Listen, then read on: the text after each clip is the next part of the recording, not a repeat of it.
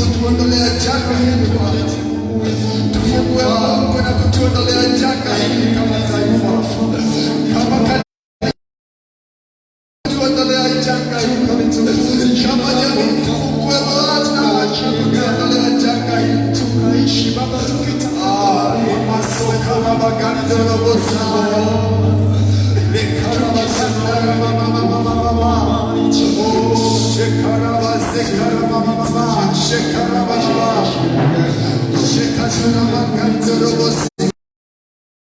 Lord, we worship you, Lord. Lord, we worship you, Lord. We worship you, Lord. We worship you, Jesus. We worship you.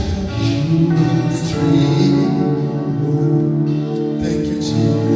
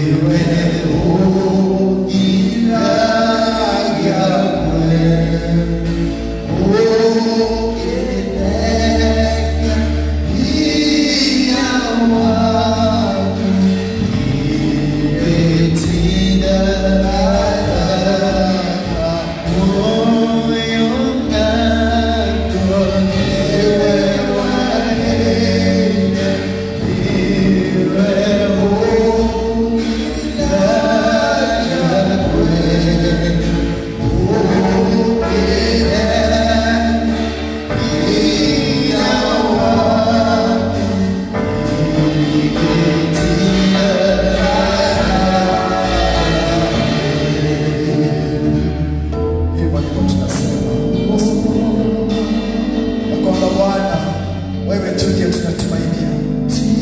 Wewe tu ndiye tegemeo letu Bwana. Tunakushukuru Mfalme mwema, Mungu wetu. Asante kwa kuwa Bwana umesikia kilio chetu na umesikia maombi yetu Bwana. Na ni ombi letu ya kwamba Mungu utaponya hata taifa letu, utaponya hata nchi, utaponya kanisa na utaponya jamii Bwana. Maana wewe tu ndiye kimbilio letu Mungu. Hatuna mwingine wa kukimbilia, hatuna mwingine wa kumlilia, hatuna mwingine. Na kama vile neno lako linasema Mungu, ya kwamba wakati misingi ya dunia inayumbayumba, Bwana na watakatifu watakuwa wapi? Ni kwako tu Mungu tutakimbilia, ni kwako tu Jehova tutakimbilia, maana hakuna aliyekukimbia ukamwaibisha Bwana. Asubuhi ya leo, hata tukiwa nyumbani kwetu, hata tukiwa mahali tulipo, tunajua ya kwamba msaada wetu unatoka kwa Mungu, msaada wetu unatoka kwa Mungu. Kwa hivyo mahali popote na unaungana nasi, tunakuhimiza ya kwamba uendelee kuomba na taifa letu, uendelee kushikana pamoja nasi. But put your trust in the Lord. Weka tegemeo lako tu kwa Mungu. Asante Mungu, maana wewe ni mwingi wa rehema. Bwana ni asante, maana umetusikia. Nataka kuchukua nafasi hii niweze kumkaribisha mchungaji sana akaweza kuendelea kutoka hapo.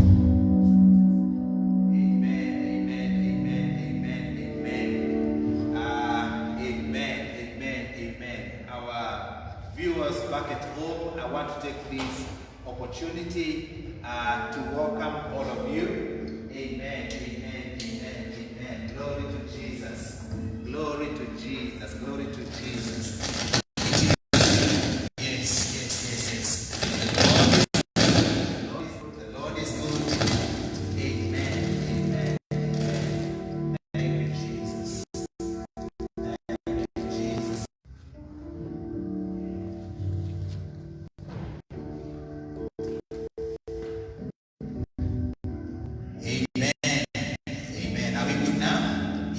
Thank you. Also for the hiccups, and I hope that you are now getting us live, and we thank God. We want to make a moment of prayer and a moment of intercession, because that is what we do every time we gather in the house of the Lord.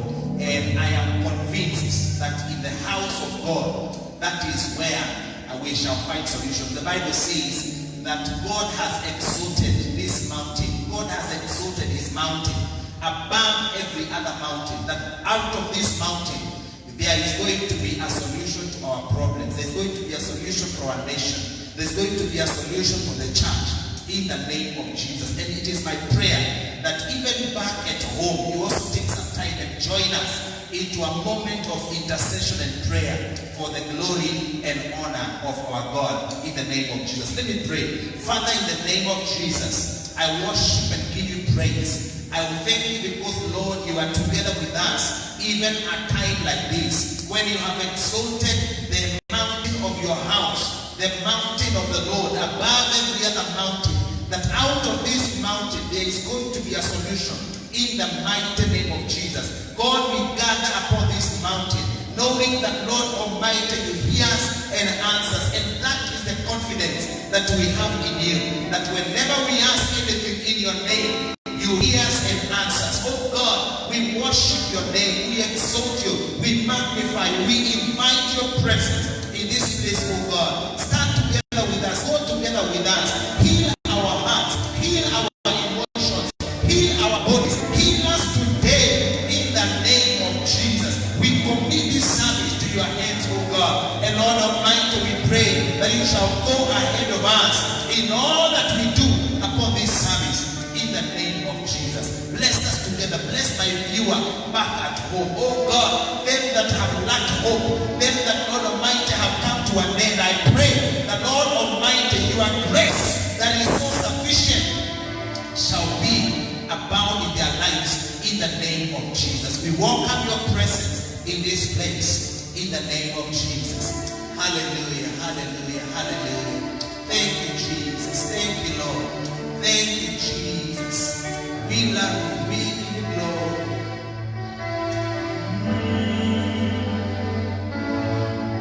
Hallelujah, Lord. Thank you, Jesus. Thank you, Lord. You are faithful. You are faithful, Jesus.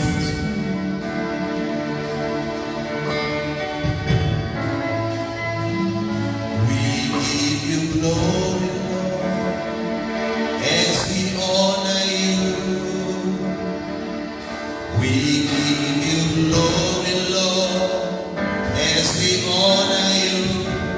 You are wonderful. You are worthy, oh Lord. You are wonderful. You are worthy, oh Lord.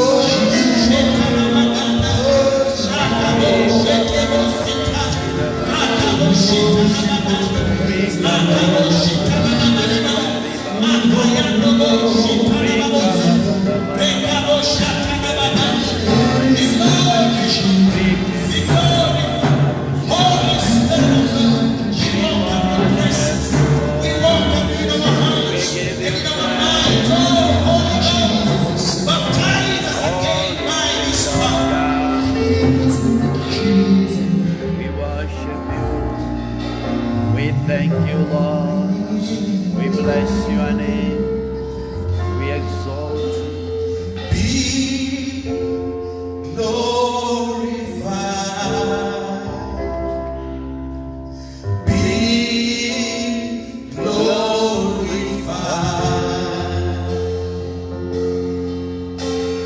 Be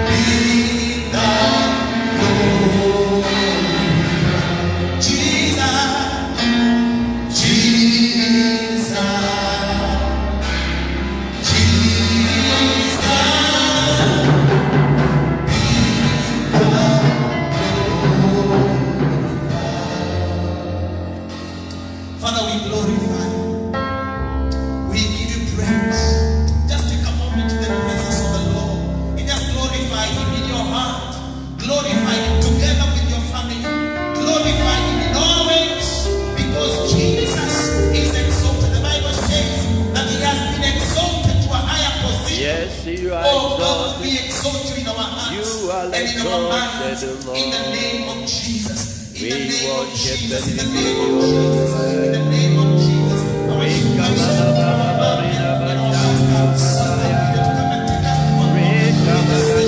As we pray for our nation, as we pray for the church, as we pray for our families this morning, please join us. Let us intercede and pray together.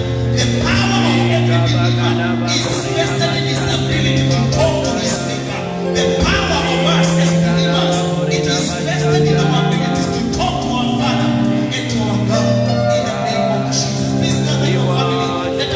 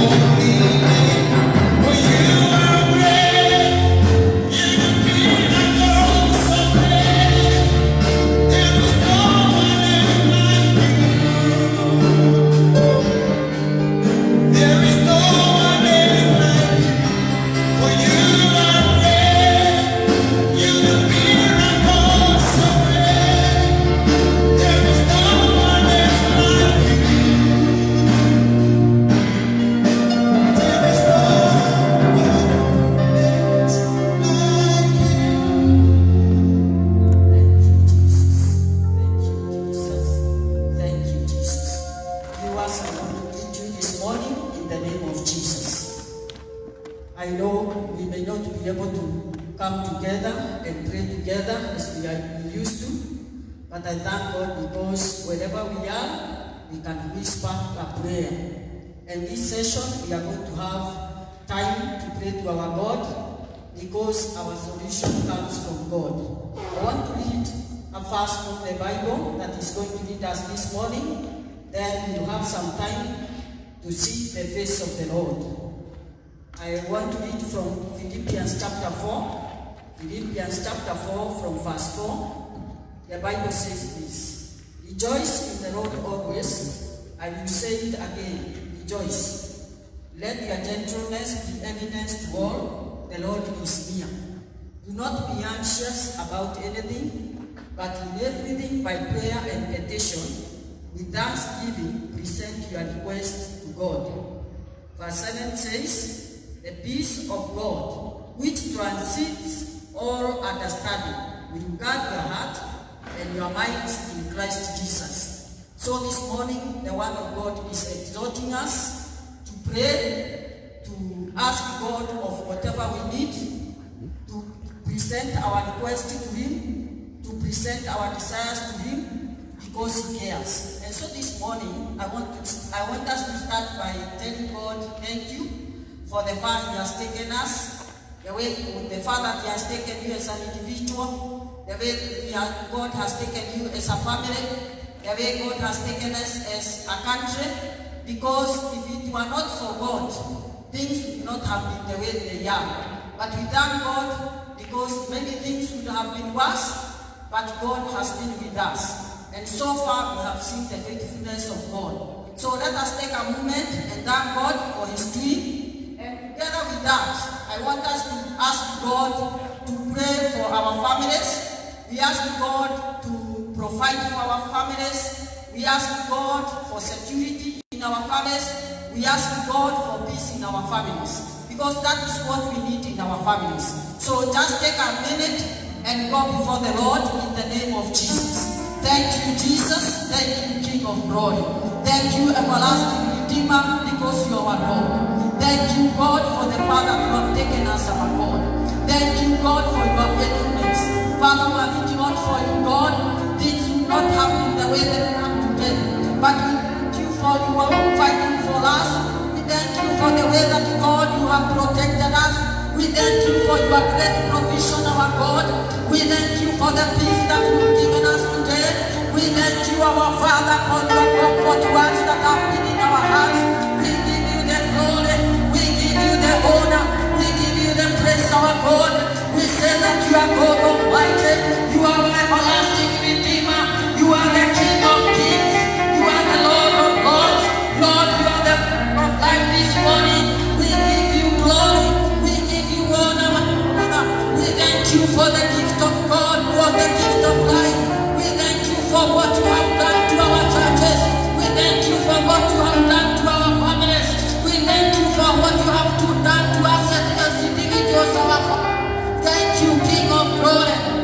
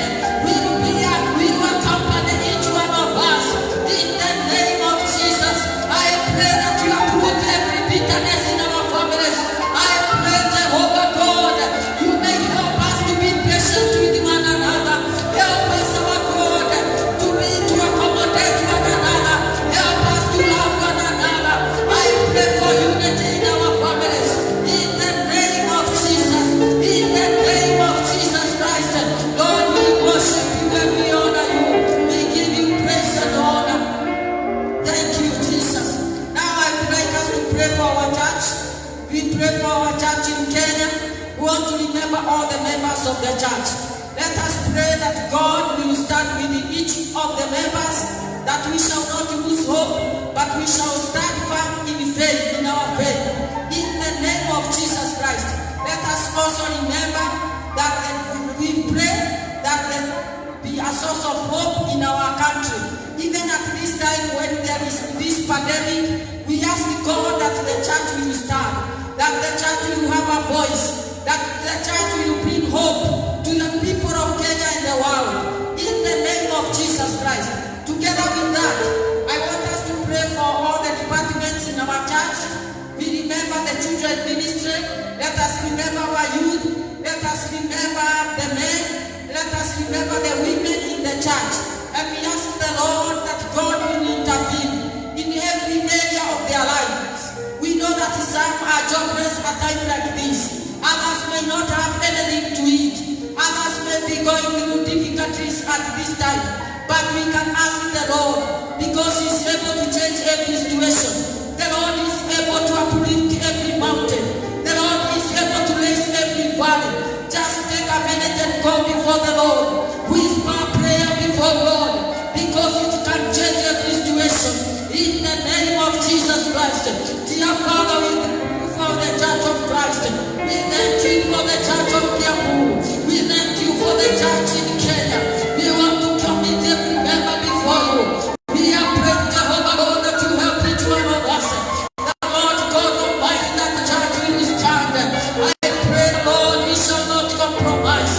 But Jehovah God, we shall stand in you, because you are the author and the finisher of our faith. We pray, Lord, you shall stand with us. We pray that, Lord, you shall meet every need of every member. In the name of Jesus. In the name of Jesus Christ. Lord, we pray for each and every member. We remember our children. Now they are at home. We pray that your heart of protection be upon them. We pray that the peace of God shall be upon them. We pray that your provision be upon them. In the mighty name of Jesus. Thank you, God, for the man, oh God. Dear Heavenly Father, this morning, I pray, oh Lord, for the man. Oh Lord God Almighty. Dear Father, we pray the Lord, you shall stand with them. Even as they provide for the family at a time like this. God, I pray that you shall comfort their hearts, oh God. Lord, I pray that you shall give them a way out. I pray that you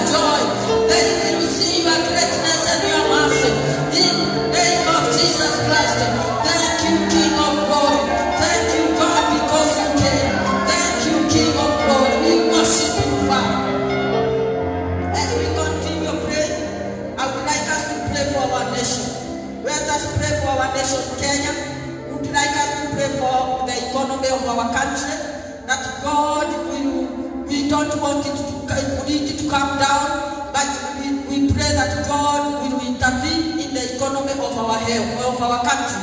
I would also like us to pray for the Ministry of Health, even at this time that they are planning and they are making great decisions concerning the health of our nation. We pray that God is going to intervene and give them wisdom. Let us also pray for our security in our nation. We pray for security in our borders. We pray for security even in the 44 counties. Together with that, we also ask God to remember all the leaders of our nation. Let us ask God to give them wisdom, and we ask God even to help them, even as they tackle the challenges that we have in our nation, in the name of Jesus Christ. The Bible says that blessed is the nation whose God is Lord. So this time we want to uplift our nation before the Lord. Just take a minute and commit this nation before Thee, because God is the one who has the solution. In the name of Jesus Christ. God, we thank You for our nation Kenya. We thank You, Jehovah God, for the word that You have taken us. Oh Lord God Almighty, we realize that we cannot move on without You. We know that You are the one with the solution. Even at this time that we are tackling the coronavirus, Jehovah God Almighty, we thank You, God, because You are with us. We pray that, Lord, You may come and be with us, our Father. We pray that You bring a solution, my God, and give us victory in the name of Jesus. We pray, Father, even concerning the locals in our nation. Oh, Jehovah God Almighty, we focus our eyes on You, Lord, and we pray, my Father, that You remove them from our land. In the name of Jesus Christ, that they will not devour our harvest in this nation. But Jehovah God Almighty, You shall release them from the land of Kenya. In the name of Jesus Christ, Lord, we want to pray for the economy of our land. We thank You, Jehovah God, Father, for the ranges right now. We pray that You protect our economy. We pray that it will not come down, my Father. By Jehovah God Almighty, that we shall withstand all the wills and all the powers of the evil one. In the name of Jesus Christ, we pray that the citizens of Kenya will not suffer. And Jehovah God, we shall honor our God. In the name of Jesus, we pray, Lord, even for the security of our land. We pray for peace in the 44 counties. In the name of Jesus, in the name of Jesus, we pray for peace in our borders. In the name of the Lord, and I pray this morning, my Father, any plan of the evil one, every thought of the evil one, any scheme of darkness that has been planned against our nation, I bring it down now. I destroy it now by the power of the blood of Jesus, and I call upon the name of Jesus, the name that is above every name. In the name of Jesus. In the name of Jesus Christ. Thank You, God, because You are leading us, oh God. We thank You for the leaders of this nation. I surrender them before You. I remember our president. I remember the deputy president. I remember the governors, oh Lord. I remember the senators, oh Lord. And all the others that are in leadership in this nation. I surrender them to You. I pray that, Lord, You give them wisdom and the fear of the Lord, that whatever, Lord, shall be done, oh Lord, whatever they shall plan, whatever they shall scheme, shall be from You, oh Father. We thank You, God, because You are faithful. We give You glory, we give You honor, we give You all the glory, and it is in Jesus' name we pray. Amen.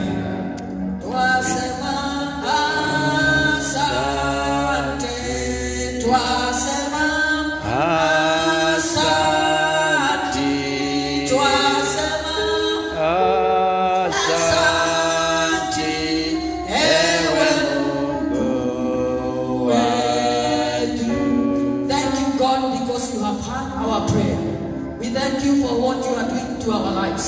We thank You for what You are doing to our families. We thank you for what you are doing to the Church of Christ. Thank you for what you are doing to our nation. Thank you for the victory that you are giving us, O Lord. We give you praise and honor. And we pray this believing and trusting in Jesus' name.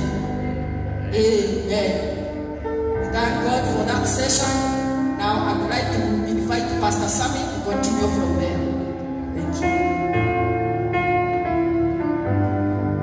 Amen, amen, amen. We thank God for such a wonderful moment in the presence of God, and also a time to pray and pray for our families, pray for the church, and also pray for the nation.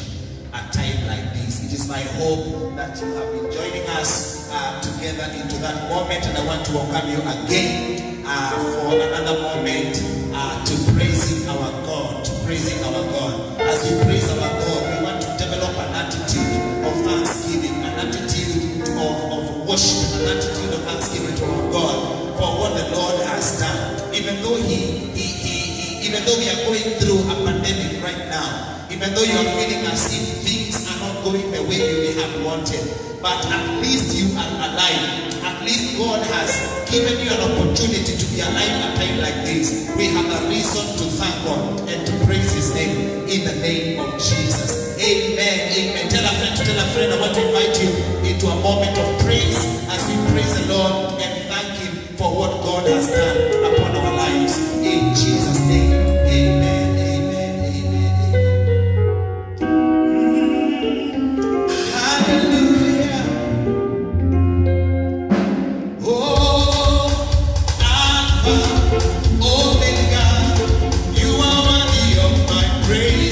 Today, Alpha, Omega,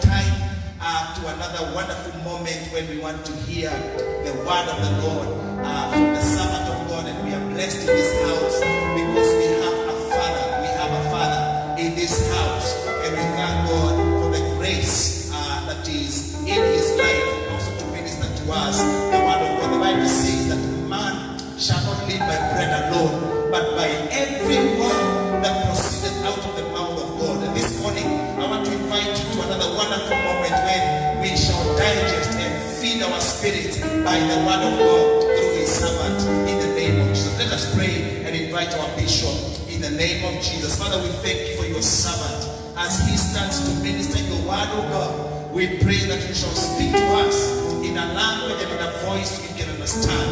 Oh God, tunaomba mafuta mabichi katika maisha yake asubuhi ya leo. And Lord Almighty, bless your servant as he speaks to us. We receive him with thanksgiving. We receive him, oh God, because we know that this is the servant that you have set for us at a time like this. In the name of Jesus, we thank you. Let your word bring light. Let your word bring illumination. Let your word bring understanding in our lives to the glory and honor of your name. We worship you and we bless you in Jesus' mighty name. Amen, amen, amen, amen. I welcome you to hear the word of God together with us, and we are proud that we have our bishop in the house who is going to speak to us in Jesus' name. If you are there and you are watching, put your hands together. Let's welcome our bishop in his time in Jesus' name. Amen, amen, amen, amen, amen. Welcome, bishop. Yes, praise the Lord. We want to thank God for yet another moment that the Lord has made, that we shall rejoice and be glad in it. I want to welcome our viewers from wherever you are watching us. You might be at home, you might be in the office, or you might be near any other place where you are watching us from. We thank God for this is the day that the Lord has made, and we shall be glad, we shall rejoice and be glad in it. And I want to thank the Lord because He is faithful even to carry us through, even at this very difficult moment in our lives and also in our country. I want to share the word of God with us this morning. Want to share the word of God with us this morning. Wherever you might be listening, I want us to turn to the book of Exodus. The book of Exodus, chapter 14. Exodus chapter 14. Exodus chapter 14. Exodus 14. I want to remind us that in the world we are in, we are sojourners. We are sojourners. We are just passing by in this life. And I want to read the word of God from the book of Exodus chapter 14 from verse number 15. From verse number 15, I'm reading from the New International Version. And this is Exodus chapter 14 from verse number 15. These are the words of Moses. Then the Lord said to Moses, "Why are you crying out to me? Tell the Israelites to move on. Raise your staff and stretch out your hand over the sea to divide the water, so that the Israelites can go through the sea on the dry ground." I want us to just go a little bit behind, and we start from verse number 5. From verse number 5, it says, "When the king of Egypt was told that the people had fled, Pharaoh and his officials changed their mind about them and said, what have we done? We have let Israelites go and have lost their service. So he had his chariot made ready and took his army with him.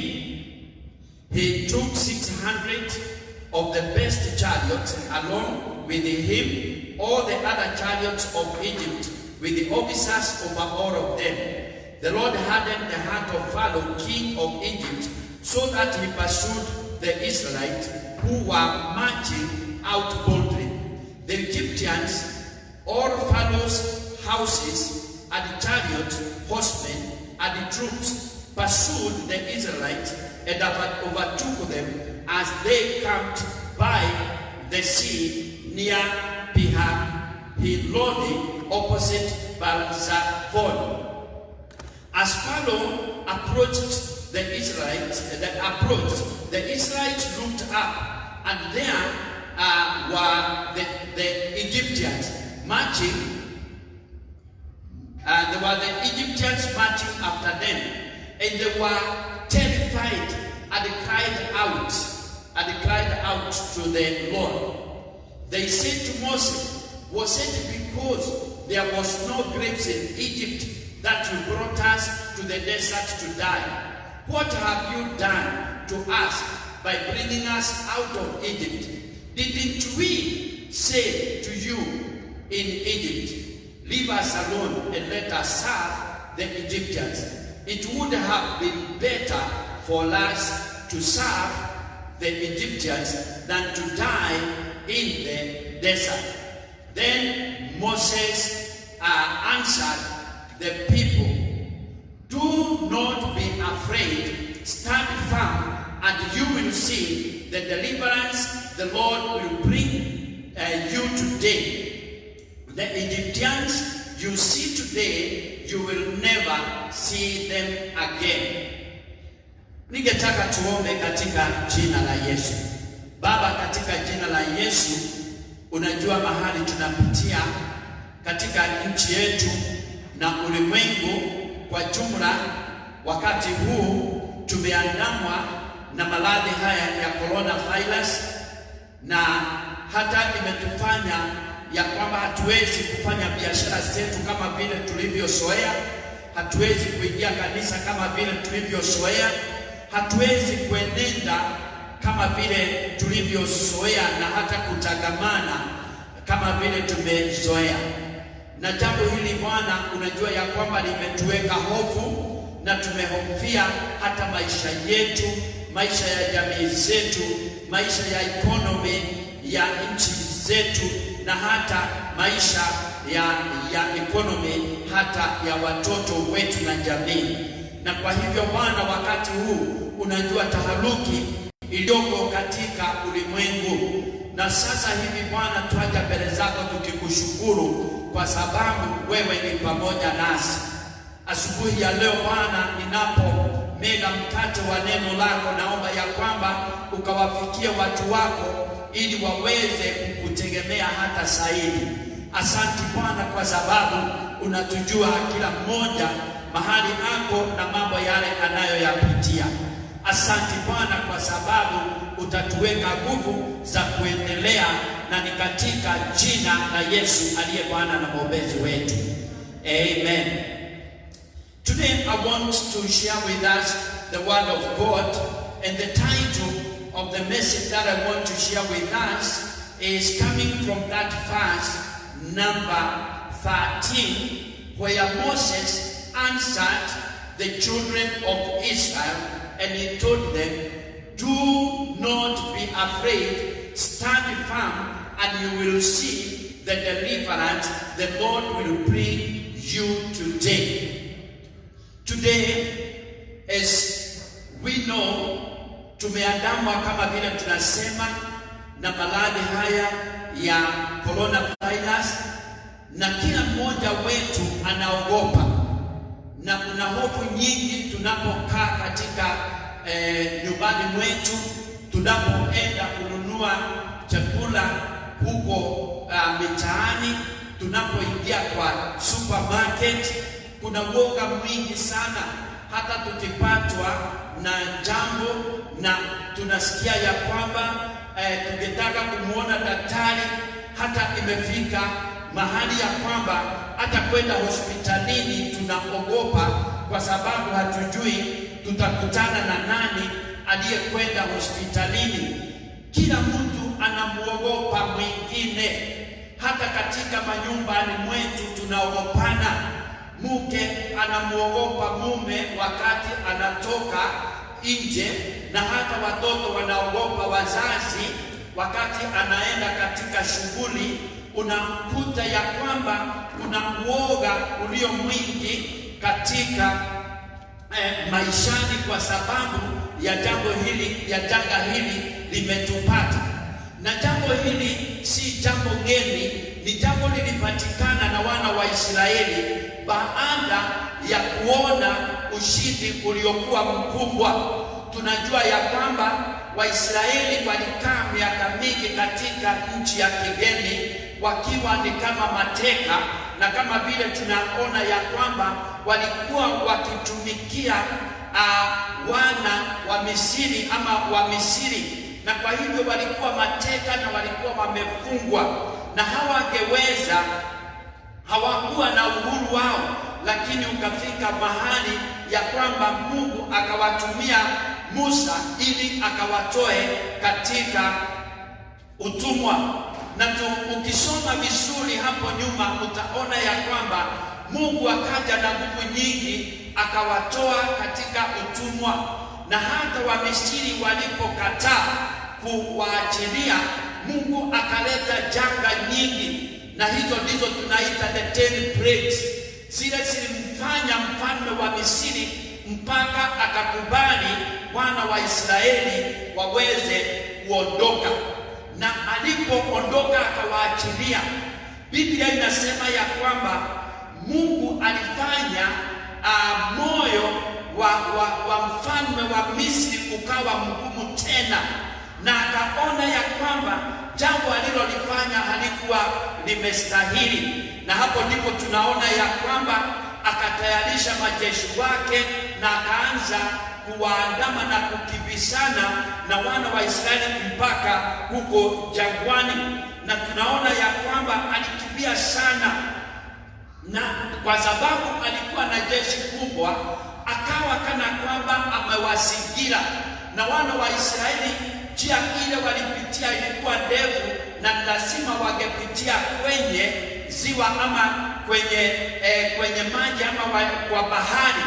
Bahari ilikuwa mbele yao, na kwa hivyo wana wa Israeli hawakuwa na mahali pa kupitia.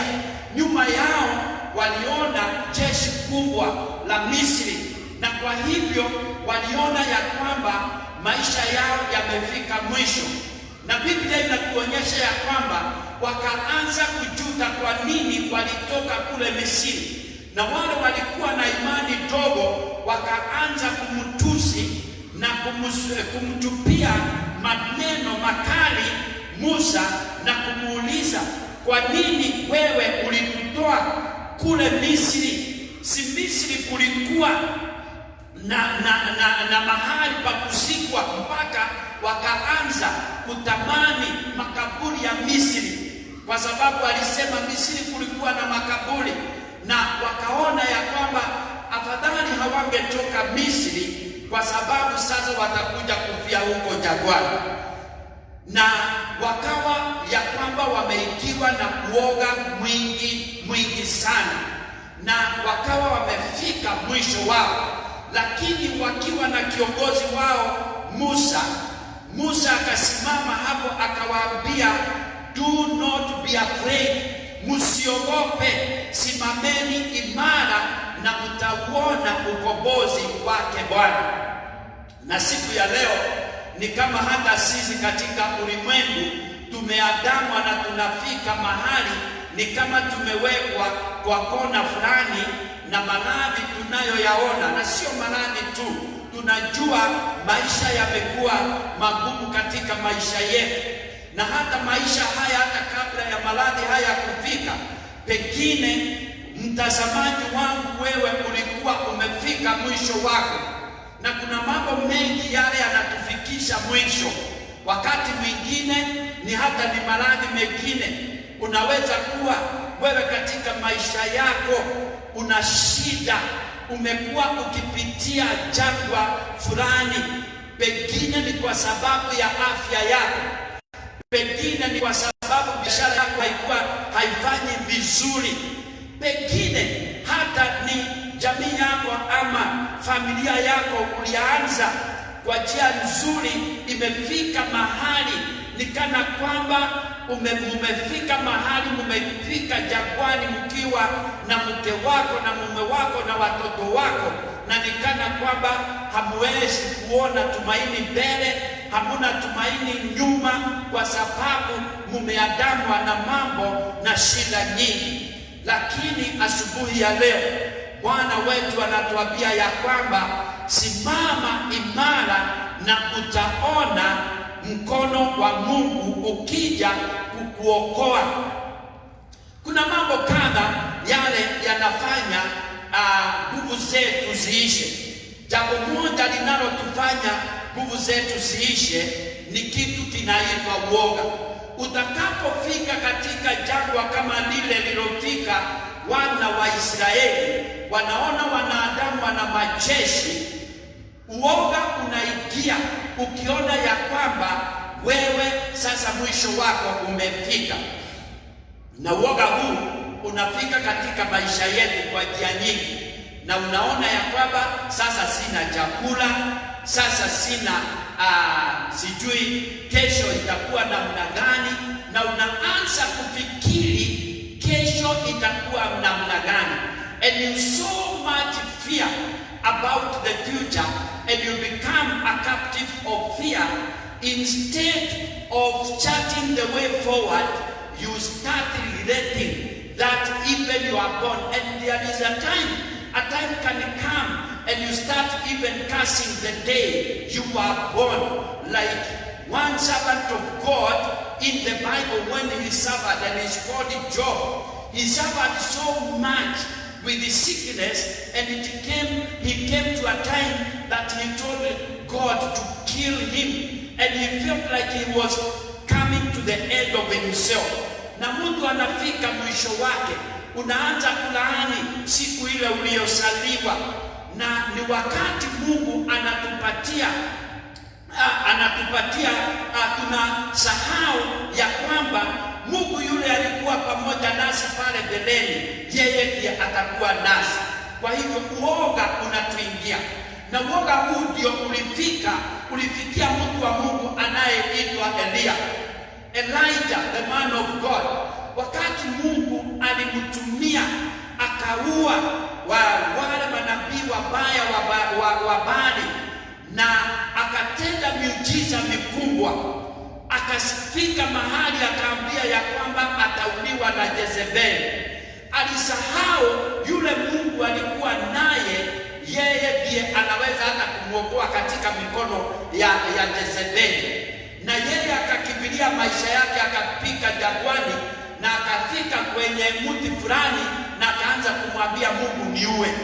Unaona ya kwamba uoga unaweza kukufanya pia usahau yale Mungu amekufanyia pale mbeleni. Lakini wacha nikwambie mpenzi msikilizaji, ni ya kwamba yule Mungu alikuwa na wewe pale mwanzoni ulipokuwa ukianza.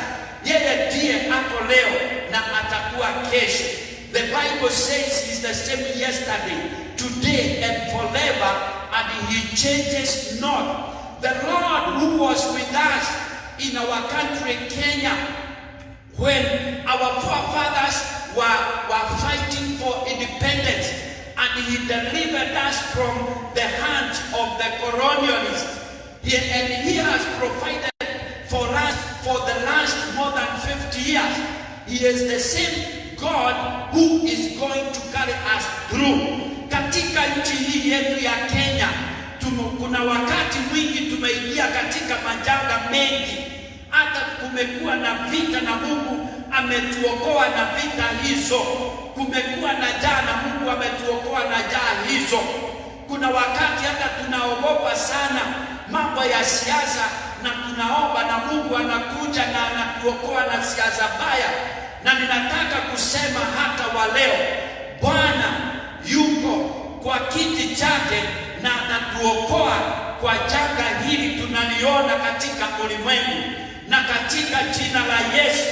Roho Mtakatifu anatuambia leo, simama imara ili upate kuona wokovu wa Bwana.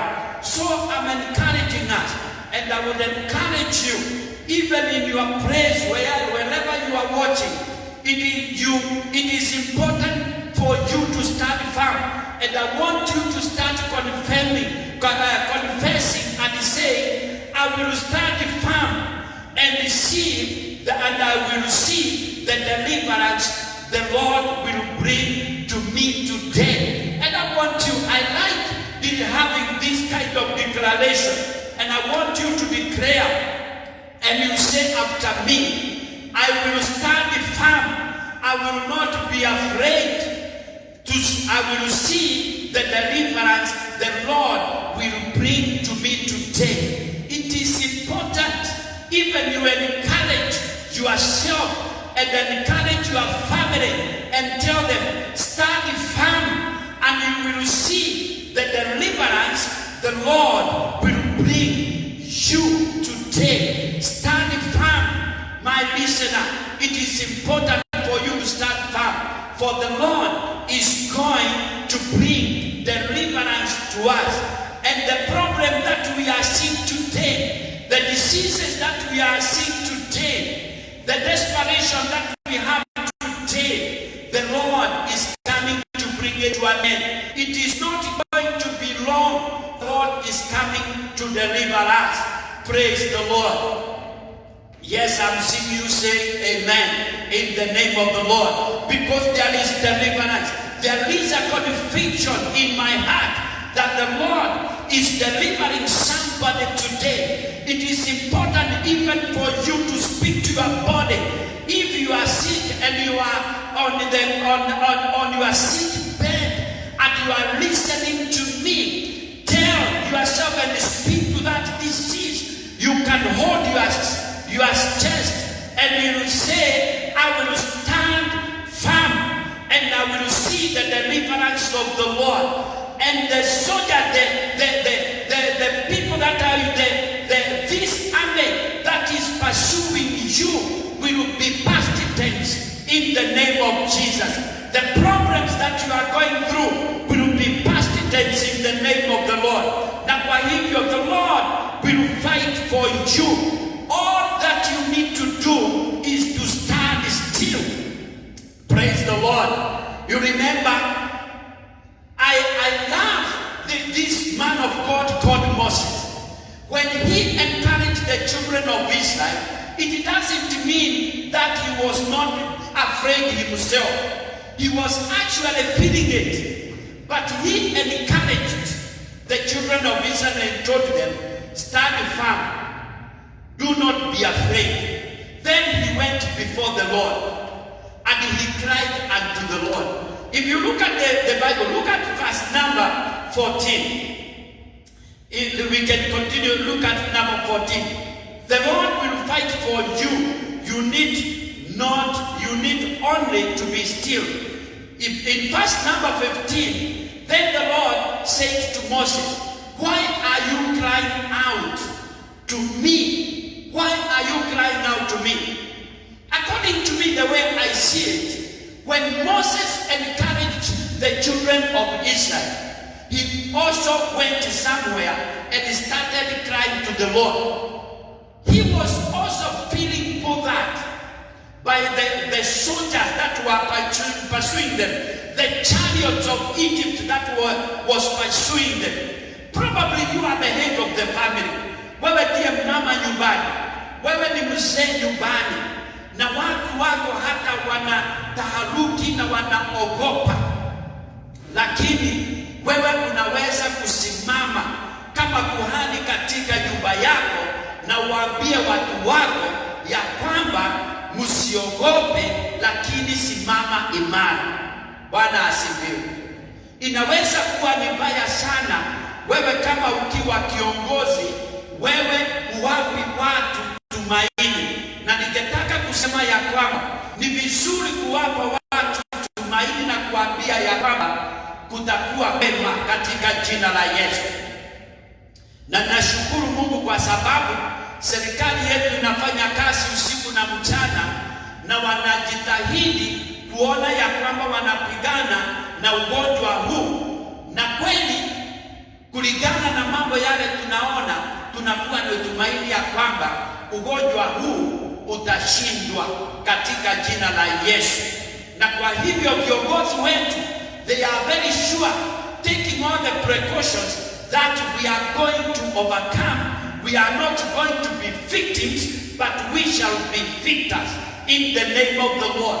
And therefore we can also encourage ourselves, and we can encourage one another that we should not be afraid, but we should stand firm and be still, and we shall see the deliverance of the Lord. Sometimes it will take the faith of only one person.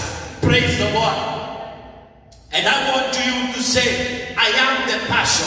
Bwana asifiwe. Can you say, I am the person? Even the people, the few people that I have here who are manning this equipment, can you say, I am the person? I am going to encourage my people. Even you can encourage people.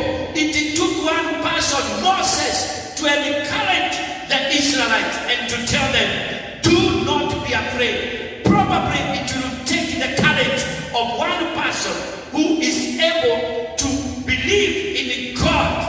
And Moses believed in God, and he knew how to seek God in a secret.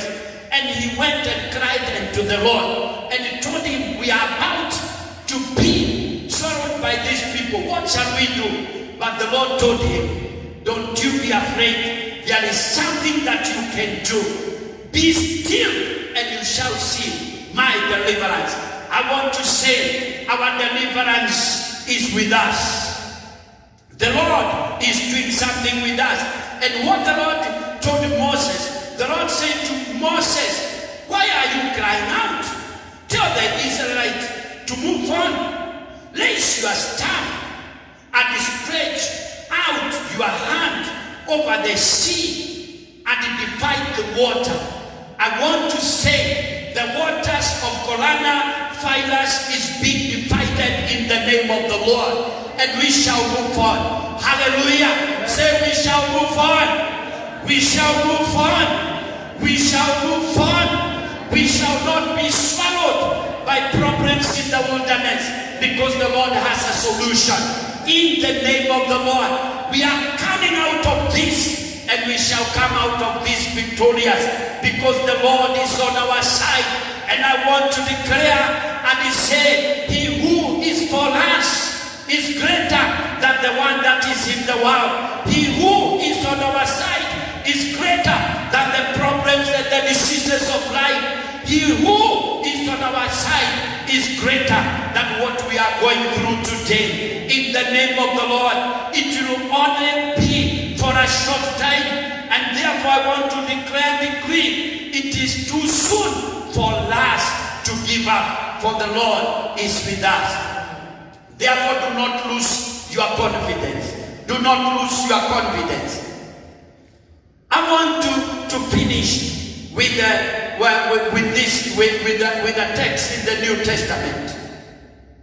We shall continue with this message later, but I want to finish with a text in the New Testament, in the book of Ephesians, chapter 6. Book of Ephesians, chapter 6. Ephesians chapter 6, it is also saying, stand firm. Ephesians chapter 6, verse number 10, it says, finally, be strong in the Lord and in his mighty power. Be strong in the Lord and in his mighty power. How we are going to overcome this, what we need to do is to put on the full armor of God, so that you can stand against the devil's scheme. They are the devil's scheme, and we need to stand firm. The Bible says our struggle is not against flesh and blood, but it is against the rulers, against the authorities, against the powers of this dark world, against spiritual forces of evil in heavenly places. The battle that we are fighting in the world is spiritual. And one man of God said, everything is spiritual. Even this, what we are going through, these diseases that we are going through, it is also a spiritual warfare. And it is the high time Christians and men and women of God who knows how to wage a spiritual warfare, to know that it is a spiritual warfare. We are engaged in a spiritual warfare. And we need to be strong and to put on the full armor of God. Our struggle, we are not struggling against flesh and blood, but against the spiritual forces in heavenly places. And therefore, we need to put on the armor of God. And this, the armor of God, is well enumerated in the book of Ephesians. Put on the full armor of God so that we may, so that when the day of evil comes, you may be able to stand your ground. And after you have done everything, stand firm. And the Bible says, stand firm, then with your belt of truth buckled around your waist. And I want to tell us, we have the belt of truth. And their spiritual armor. The first thing is the truth. I want to say, it is important to know that truth is one of a part of our spiritual armor. And it is important to know the truth about the battles that we are going through. And I would encourage us at this point in time, gather the truth. Even during this time of pandemic, get to know the truth. And do not succumb to lie, because there are many lies that are coming out in our social media. The Bible says you shall know the truth, and the truth shall set us free. And it is very important even to listen to our government, to the ministry, to the minister of health, to get to know the information, because they are the ones who are emanating the problem that we are going through. Because the Bible says, when you know the truth will set you free. And I would encourage us, as much as possible, though we are praying, let us take precaution. Let us wear the face mask. Let us wash our hands. Let us keep social distance. Let us stay at home where necessary, because this is the truth of how this virus is being spread. So get to know the right information. We are bombarded with a lot of information, but get to know the right information, because the truth will set you free. The other truth is that Jesus has the solution, and therefore get to know the Lord Jesus Christ. The Bible says He's the way, the truth, and the life. Get to know the Lord Jesus Christ, because He has the full truth. Another thing, we need to continue to be righteous. And the Bible talks of the breastplate of righteousness. You wear righteousness. The light, our light is standing with God. How are you in relationship with God? You should have your light standing with God. How do you relate with God? Do you know God? The other thing that we should know, verse number 15, your feet should be fitted with the readiness that comes from the gospel of peace. The Bible says, my peace I give unto you, and not the peace that is given by the world. We need to have this peace of God that surpasses the understanding of men. This peace cannot be given by people. It is only God who can give us peace in times of crisis. And Jesus Christ told His disciples, do not be afraid. I'm not going to leave you like orphans. I will send the Holy Spirit. He will be with you. May my peace be with you. I want to tell us this morning, the Holy Spirit is with us. He is our guide. He is our teacher. He is our comfort. He is going to carry us through. He is going to fight to help us to fight our battles. It is important to invite the Holy Spirit in your life so that He may give you this peace which cannot be given by the world. And it is very important, even as a man and a woman of God, to be full of the Holy Spirit, because He is going to give you peace as you fight your battles. And together with that, you should have faith. You should have faith in our Lord Jesus Christ. And faith is going to help you to overcome, because without faith, you cannot please God. And it is important to believe God that He is going to provide for us, that He is fighting for us. The Israelites had to believe God. Moses had to believe God is going to do it. And that is how he led the children of Israel, because he knew God is going to deliver them. And that is why he obeyed the voice of the Lord. The Lord is speaking to us. We should obey Him. And it is only by faith that we can obey the voice of the Lord. And above all, it is important, verse number 17, it says, to take the helmet of salvation. You need to make firm your helmet. Ile kofia yako inalinda wokovu wako. Ikiwa wewe umeokoka, usitupe wokovu wako. Umemjua Yesu Kristo kama mwokozi wa maisha yako, ni vizuri uendelee kumwamini yule aliyekuokoa, aliyeanza kazi njema. It is very easy to lose our salvation at this time and to doubt God. But your salvation is your security. Your faith in God is your security. The hope that you have is your security. And then you take the sword of the Spirit, which is the word of God. It is always important for you to arm yourself with the word of God. There are some things that you need to get from the word of God. And the Bible says the word of God is like a sword.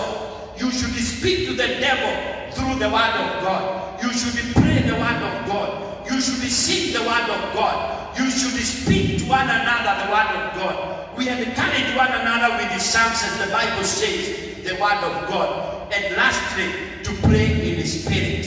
It is important for us to learn to pray in the Spirit. Even when you come to the end of yourself and you do not know what to pray. The Bible says we do not know what we ought to pray. But the Holy Spirit within us helps us to pray. And we need to know how to pray in the Spirit. And that is why I would say this is the time to be filled with the Holy Spirit all the more. Tujazwe na Roho Mtakatifu mpaka tujue tuweze kuomba na Roho.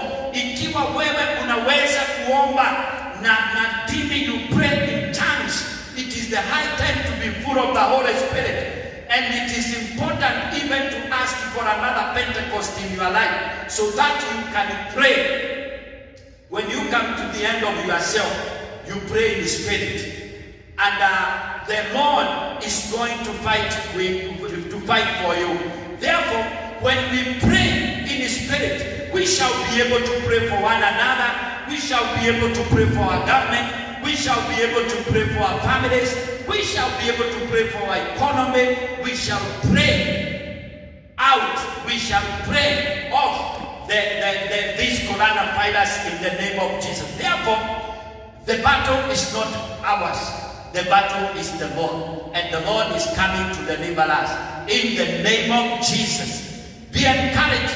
And I want you once again to encourage you once again, as the Bible says, that do not be afraid, stand firm, and you shall see the deliverance of the Lord. If you forget everything that I said today, remember these words, and you continue saying them. I will not be afraid, I will stand firm, I will see the deliverance of the Lord. And I want us to say it again as you are seated there. wherever you are, I want you to say it and declare it.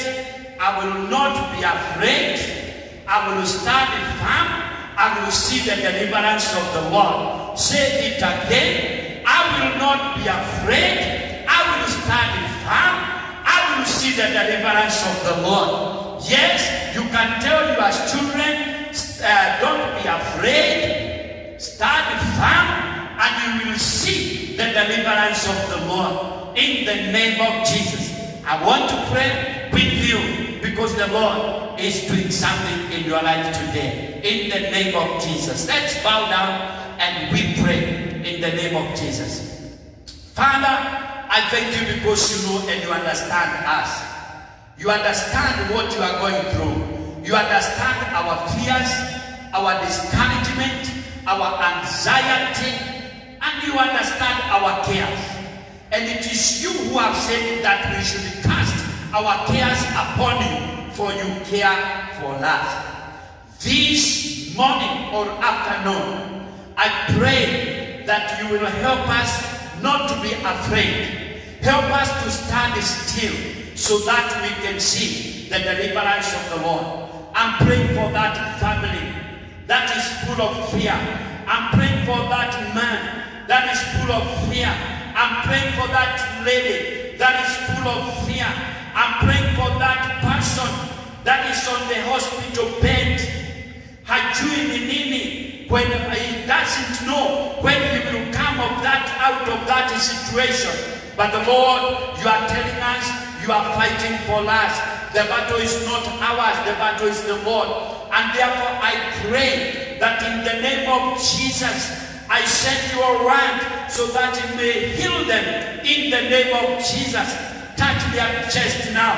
Touch their head now. Touch their throat now. Touch their stomach now. Touch them now in the name of Jesus. Heal them, and by your stripes we are healed. Thank you, Lord, because you are healing them now. I come against the spirit of depression. I come against the spirit of fear. I come against the spirit of discouragement. I come against the spirit of anxiety in the name of Jesus. And I pray that the spirit of courage and boldness may come upon them now and help them to move forward with the courage and boldness, and help them to speak your word with the boldness in the name of Jesus. Father, I thank you because you have done it. I thank you because you have healed them. I thank you because you have defeated the devil. I thank you because you have done it. If you have never given your life to the Lord Jesus Christ, I also want to pray with you. Kama wewe hujawahi kumpatia Yesu Kristo maisha yako, na kuambia ya kwamba ni Yesu tu anaweza kukuokoa na ni Yesu tu anaweza kukupa tumaini, I pray for you in the name of Jesus. Baba, katika jina la Yesu, kuna wengine hawaja kufahamu na hawaja kujua kama Mwokozi wa maisha yao, na waombea ya kwamba Bwana uwasaidie kukupatia maisha yao na kufungua mioyo yao, na wakukumbatie wewe, wakukaribisha katika maisha yao. Wewe uwe Mwokozi wa maisha yao katika jina la Yesu.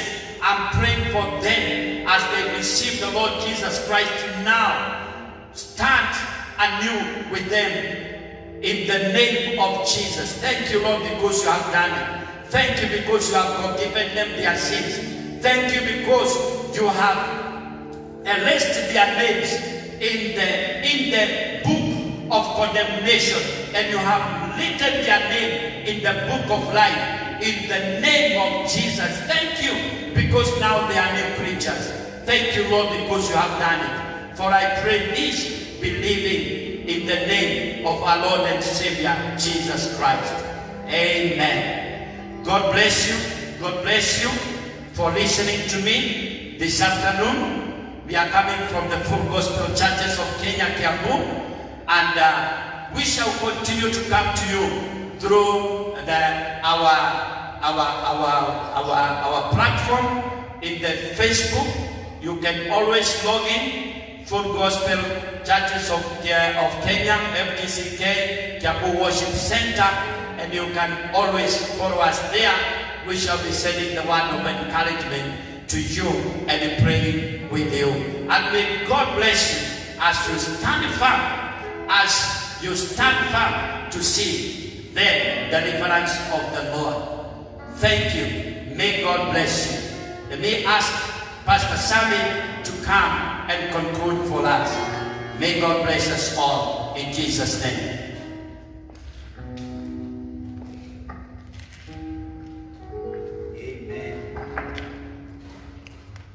Amen. It is a blessing to be in the house of the Lord, and we thank God for this far that the Lord has brought us, and we thank God for His word that has fallen in our hearts so heavily that we stand firm and we shall see the deliverance of the Lord. And I want to thank God for such a word, a very timely word for a time like this, when many people are fearful and when many people have anxieties and uncertainties. And I want to pray that through this word, that God is going to lift your spirit in the name of Jesus. We celebrate the man of God for sharing with us and allowing God to use him a time like this to come to us and encourage our lives in the name of Jesus. In the name of Jesus. In the name of Jesus. Amen. We thank God. This is Kiambu Worship Center, FGCK, or rather Full Gospel Churches of Kenya, Kiambu Worship Center, and we come to you live from the mountain of the Lord. And this day, the Lord has spoken to us so candidly that we need not to fear. We need to cast out fear within us and begin to trust in the Lord and stand firm. No matter the situation, we stand firm.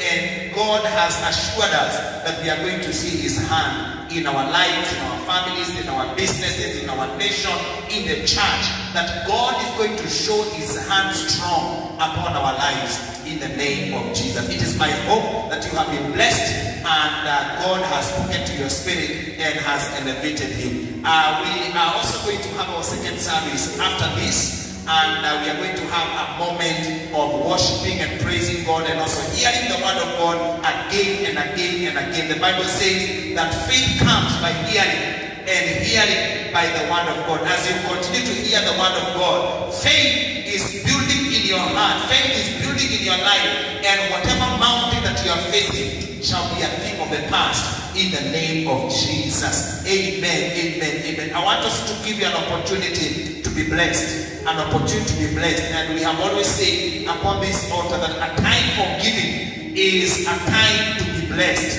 It is a time to worship God with our strength. It is a time to worship God with our substances, and a time to show our faithfulness in paying our tithes and our offerings in the name of Jesus. And because you cannot be able to bring it here right now, I want to give you an opportunity to be blessed while still back at home together with your family. And this is how we do it. We pay through M-Pesa.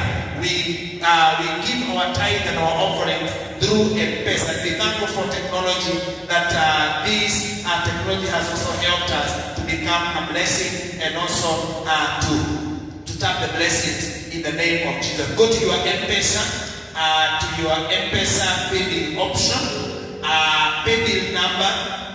You will put in business number is 247247. Business number is 247247. Account number is 697011. 697011. I repeat again. Business number is 247247. 247247. Account number is 697011. Put in the amount, put in the PIN number, and send. That money will come to us, and God will bless you in Jesus' name. Allow me to pray for you. Father, in the name of Jesus, I thank you because of your servants and those who have given today, and even them that have not given because of one reason or the other. I pray that you shall show your hand as you have spoken to us today, that we stand firm and we shall see the deliverance of the Lord. Oh God Almighty, I pray that your hand shall show in our lives strong in the name of Jesus.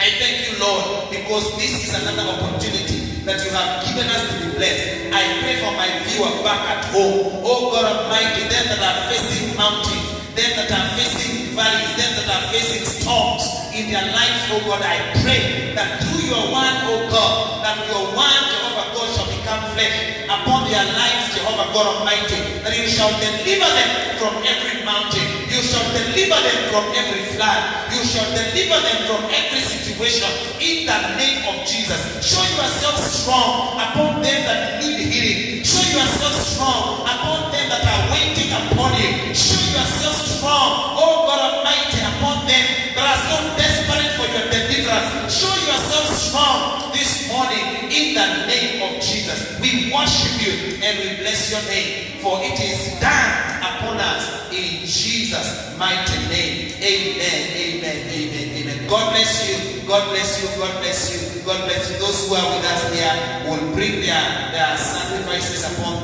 the altar as you do it from right back at home, and the Lord Almighty will bless you in Jesus' name. Tell a neighbor, tell a friend not to go very far. We are just going to have a moment of worship and praise here upon this altar, and we shall also come back for our second service and hear the word of the Lord in Jesus' mighty name. Let's share the word of grace. And now may the grace of our Lord Jesus Christ and the love of God and the fellowship of the Holy Spirit be with us now and forevermore. Amen. And surely goodness and mercy shall follow us all the days of our lives, and we shall dwell in the house of the Lord forever and ever. Amen. God bless you. Shalom. Peace be with you. Amen. Amen.